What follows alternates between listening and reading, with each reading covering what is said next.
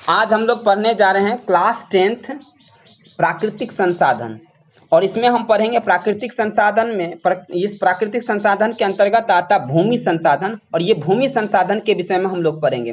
पहला प्रश्न है, मृदा के संबंध में असत्य कथन है। तो ऑप्शन क्या है? पृथ्वी के सबसे ऊपरी पतली परत मृदा कहलाती है। असत्य कथन आपको ढूंढना है। दूसरा क्या है? यह एक अनवीकरणीय प्राकृतिक संसाधन है।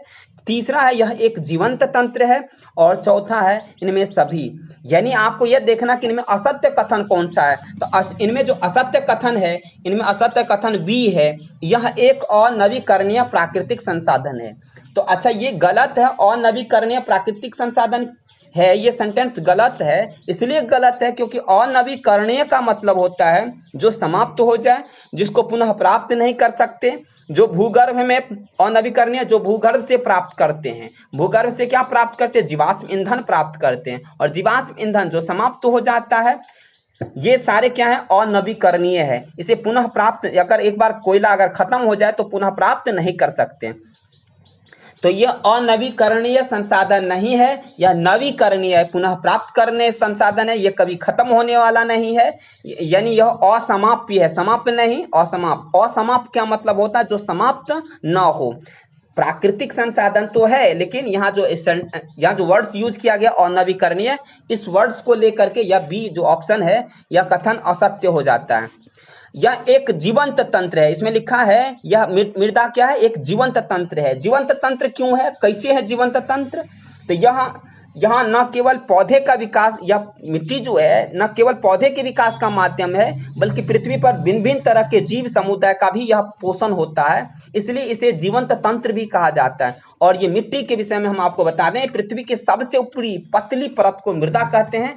और मृदा के विषय में और आपको जानना है तो मृदा क्या है? मृदा जिस पर हम लोग निवास करते हैं, जहां पर जितनी भी आर्थिक क्रियाकलाप होता है, सारे आर्थिक क्रियाकलाप हम लोग इन पर क्या करते हैं? संपादित करते हैं। यह आर्थिक क्रियाकलाप क्या होता है? तो आर्थिक क्रियाकलाप के अंतर्गत आता है कृषि, उसके बाद वानिकी आता है, पशुचारण आता है, मत्स्यन आता है, खनन आता है, वन्य जीवन आता है, परिवहन, संचार आदि जितने भी क्रियाएं हम लोग एक्टिविटी करते हैं, वो हम पृथ्वी पर ही करते हैं। तो पृथ्वी जो है, यानी मृदा जो है, हमारे लिए उपयोगी है। इसलिए इसे जीवंत तंत्र भी कहा जाता है। ठीक है, इतनी बात आपको समझ में आ गया होगा।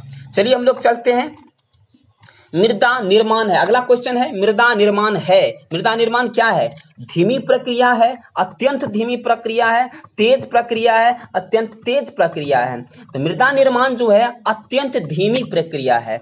मतलब यह धीमी प्रक्रिया नहीं, अत्यंत धीमी। यानी मिट्टी का जो निर्माण होता है एकाएक नहीं हो जाता है। मैं आपको बता दूं, मिट्टी के निर्माण में बहुत लंबी समय लग जाता है, बहुत काफी। यह एक जटिल प्रक्रिया है और इसमें कुछ सेंटीमीटर गहरी मृदा निर्माण में लाखों वर्ष लग जाते हैं। कितने वर्ष लग जाते हैं? लाखों वर्ष लग जाते हैं। और इसका निर्माण जो होता है चट्टानों के टूटने फूटने, भौतिक तथा रासायनिक और जैविक परिवर्तनों से मृदा का निर्माण होता है। इसलिए हम कहते हैं यदि लाखों वर्ष लग जाता है, या जो अत्यंत धीमी प्रक्रिया है, इसका मतलब है ये लाखों वर्ष लग जाता है, तुरंत इसका निर्माण नहीं होता।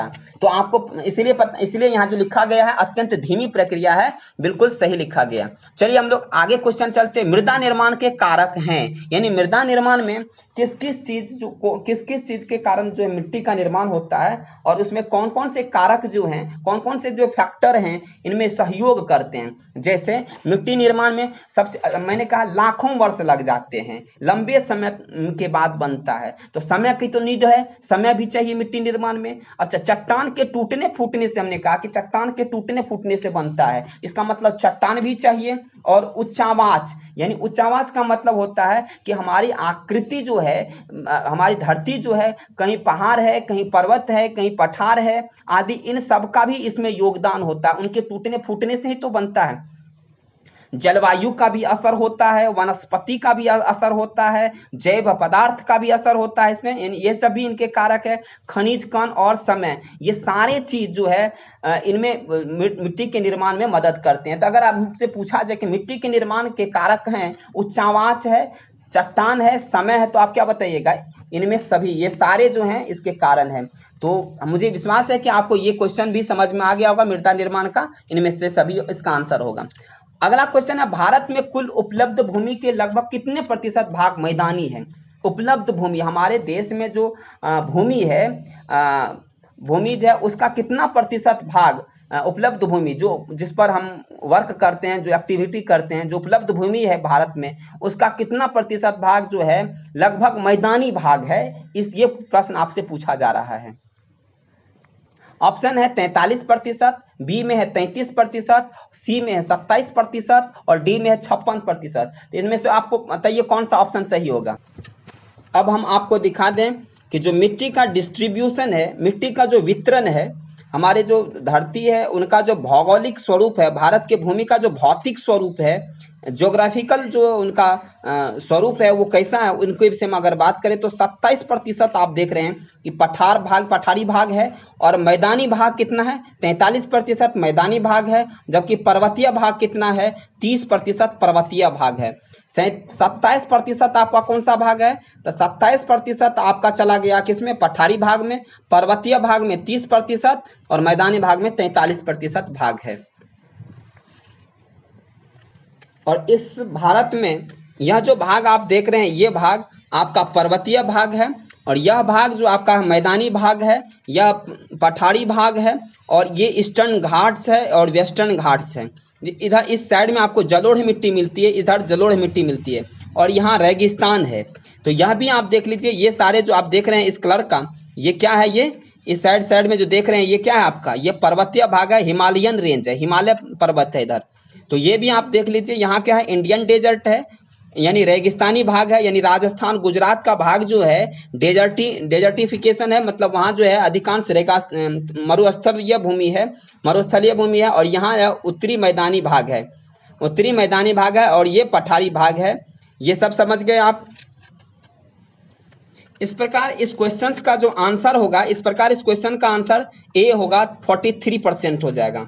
ठीक है, अगला क्वेश्चन में हम चलते हैं। मृदा संरचना के मूल चट्टान के ऊपरी कितनी परतें होती हैं। मूल संरचना के जो ऊपर जो होता है मृदा संरचना में, मूल चट्टान के ऊपर कितनी परतें होती है। क्वेश्चन है 2, ऑप्शन है 2, 3, 4 या 7। क्या कौन सा आंसर होगा इसका।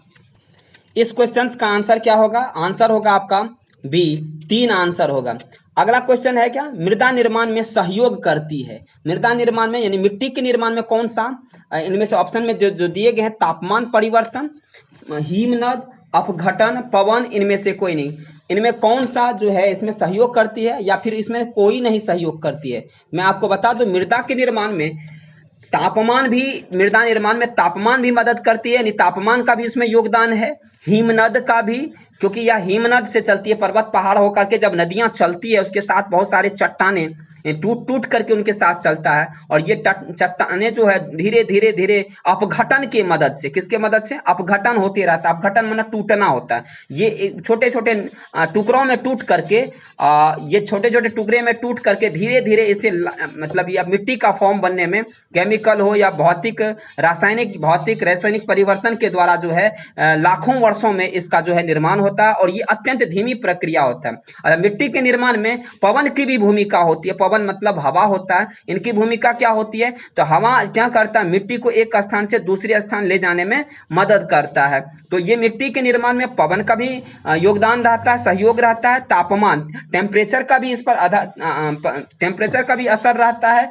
और प्रवाहित जल की क्रिया, तो प्रवाहित जल की क्रिया तो रहेगा ही रहेगा, क्योंकि उसके साथ बहाव, चट्टान के जितने भी टुकड़े होते हैं, चट्टान के द्वारा जो टूटे हुए पार्ट्स होते हैं, वो मिट्टी के प्रवाहित जल के थ्रू ही क्या होता है, एक स्थान से दूसरे स्थान जाता है। और कई स्थान से जाने के कारण, जल से होकर के बहने के कारण क्या होता है, उसके पार्ट्स में और डिवीजन हो जाता है, यानी अपघटन होते रहता है।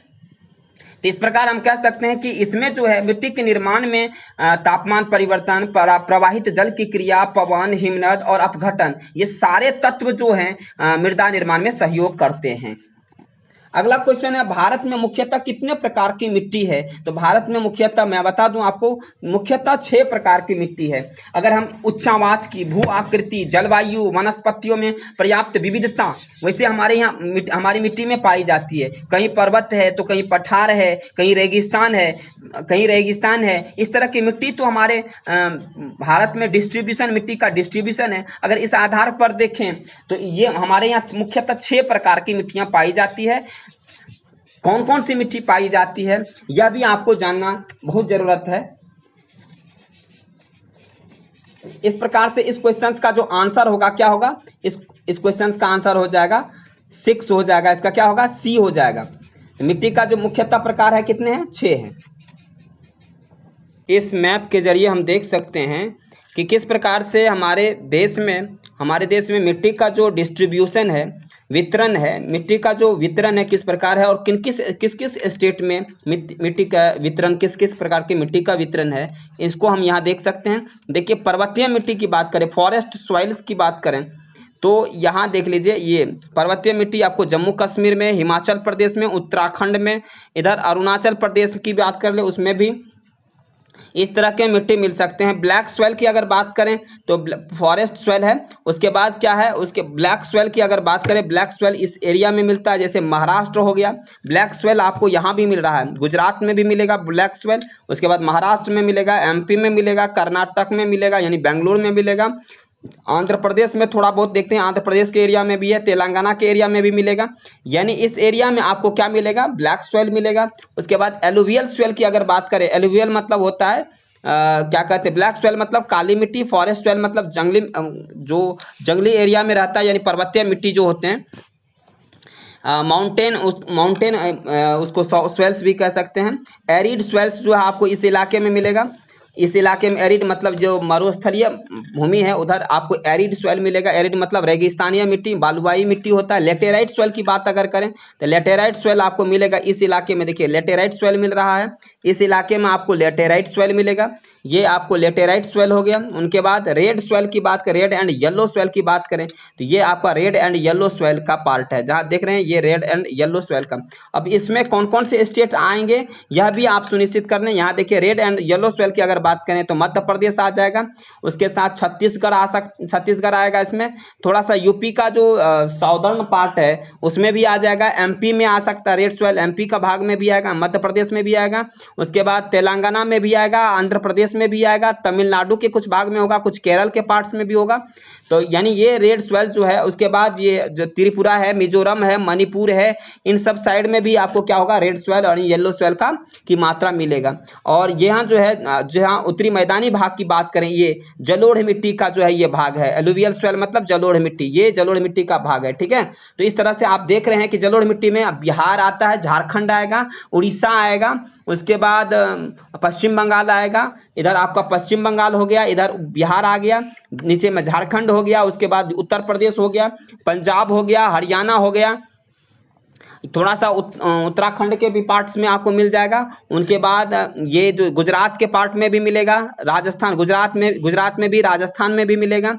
इस तरह से आपको जो है यहाँ इस एरिया में भी मिलेगा। यहाँ देखिए कृष्णा गोदावरी जो है पार्ट जो है तटीय भाग है, उसमें भी मिलेगा आपको इस तरह का मिट्टी, यानी जलोढ़ मिट्टी मिलेगा। जल के द्वारा जो आती है मिट्टी, जल के द्वारा जो निर्मित मिट्टी होती है, यानी जल के साथ जो निर्मित होती है मिट्टी, उसको जल के बहाव में जो आती है मिट्टी उसको कहते हैं जलोढ़ मिट्टी, ठीक है। तो ये सारी मिट्टी यहाँ भी मिल रही है आपको, महाराष्ट्र के भी कुछ पार्ट्स में यह मिट्टी मिलती है, ठीक है। तो इसमें आपको कोई किसी तरह की दिक्कत नहीं आएगी।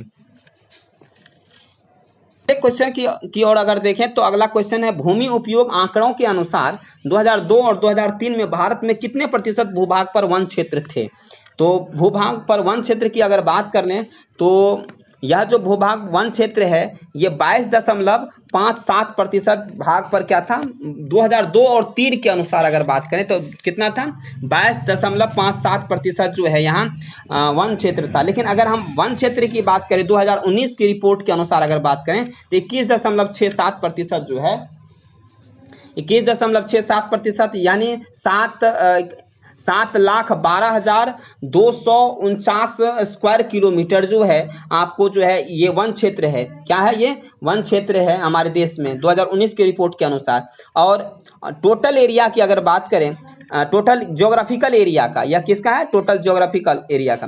लार्जेस्ट फॉरेस्ट कवर्ड अगर बात करें, सबसे ज्यादा जो है जंगल का जो मात्रा है एरिया वाइज अगर देखें तो कहाँ है, मध्य प्रदेश में सबसे ज्यादा जंगल है एरिया वाइज।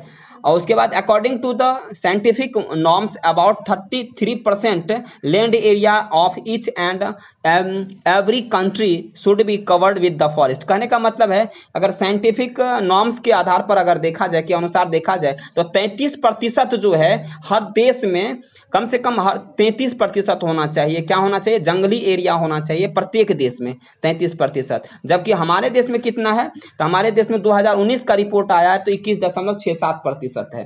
ठीक है, तो 33% कम से कम होना चाहिए। अगला क्वेश्चन की अगर चले तो 90 नंबर के क्वेश्चन में मृदा निर्माण से संबंधित असत्य कथन है कौन सा है? तो मृदा निर्माण से संबंधित असत्य कथन की बात कर लें तो पहला कथन है लंबी अवधि में पूर्ण होने वाली जटिल प्रक्रिया है। मृदा जो निर्माण होता है लंबी अवधि में पूर्ण होने वाली जटिल प्रक्रिया है। कुछ सेंटीमीटर गहरी मृदा निर्माण में 100 वर्ष लग जाते हैं।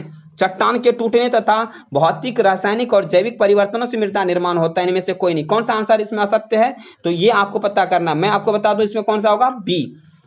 कुछ सेंटीमीटर गहरी मृदा के निर्माण में 100 वर्ष नहीं लगते, लाखों वर्ष लग जाते हैं। और इसलिए जो है ये आंसर क्या हो गया? बी जो है गलत हो गया। अब आगे चलते हैं। अगला क्वेश्चन है उत्तर भारत का मैदानी भाग निर्मित है। उत्तर भारत का मैदानी भाग आपको हम अभी बताए थे। उत्तर भारत का जो मैदानी भाग है किस प्रकार का है? तो काली मिट्टी है उत्तर भारत के मैदानी भाग में, लाल मिट्टी है, लाल या पीली मिट्टी है, लेटेराइट मिट्टी है या जलोढ़ मिट्टी है। इस तरह से आपको पूछा जाएगा। तो आप अगर मैप में आप अच्छी तरह से आपने देखा है, स्टडी किया है, तो आपको कोई प्रॉब्लम नहीं होगा। तो होगा क्या बता देते हैं। यहाँ होगा आंसर आपको जलोढ़ मृदा होगा। क्या होगा? यहाँ जलोढ़ मिट्टी होगा। और उत्तरी बिहार में, या बिहार में होगा, उसके बाद झारखंड में होगा, उनके बाद यूपी में होगा। इस तरह के जलोढ़ मिट्टी होते हैं क्योंकि यह जो गंगा का यमुना का मैदानी भाग है, गंगा से जो निर्मित मैदानी भाग है, उधर क्या है गंगा यमुना का जो मैदानी भाग है उसमें जलोढ़ मिट्टी अधिकांश होगा। ठीक है, तो आपने यहाँ तक देखा, इसमें कोई प्रॉब्लम मुझे नहीं लगता कि हुआ होगा आपको। अगर किसी तरह का प्रॉब्लम होता है तो आप डायरेक्ट डिस्क्रिप्शन बॉक्स में मेरा व्हाट्सएप नंबर या कॉन्टैक्ट नंबर होता है, डायरेक्ट कॉन्टैक्ट कर सकते हैं या व्हाट्सएप के जरिए मुझे मैसेज कर सकते हैं। मैं आपको यह बता दूं कि अगर आपको यह वीडियो अच्छा लगता है तो आप अधिक से अधिक लोगों को शेयर करें, लाइक करें और सब्सक्राइब करें। Thank you for watching this video. Peace.